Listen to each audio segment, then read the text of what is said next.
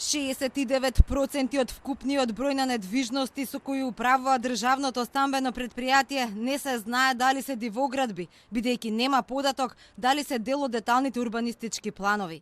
421 објект во Скопје се бесправно вселени, а нема податоци колку такви ги има во другите градови. 435 објекти од единствената евиденција не се дел од евиденцијата на основните средства, а за дури 40% од сите недвижности нема податоци дали се издадени под закуп. Ова се само дел од низата забелешки на ревизорите за работењето и за трошењето на парите во акционерското друштво за изградба и стопанисување со стамбени деловен простор, поради што ревизорите не изразуваат мислење. Не бевме во можност да прибавиме достатни и соодветни ревизорски докази како основа за мислење за ревизија. Следствено, ние не изразуваме мислење за финансиските извештаи на акционерското друштво за 2019 година, кои беа предмет на ревизија.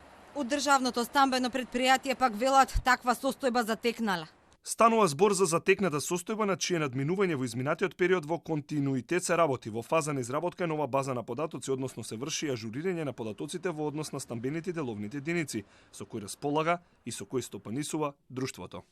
Ревизорите имаат низа забелешки за јавните набавки за кои во 2018 и 2019 година друштвото потрошило 15,5 милиони евра. Се доцнело со одлуките за избор на најповолен понудувач. Имало и математички грешки во цените, а некои договори биле склучени без тендер. Таков бил тој за набавка на електрична енергија вреден 284.000 евра. Ревизорите предупредуваат и дека доколку градот Скопје преку друштвото кое го основа го преземе управувањето со топловодната мрежа, тоа може да заврши на меѓународна арбитража, бидејќи лиценцата на Балкан Енерджи Груп важи до 2047 година, а вложувањата се проценети на 7,4 милиони евра.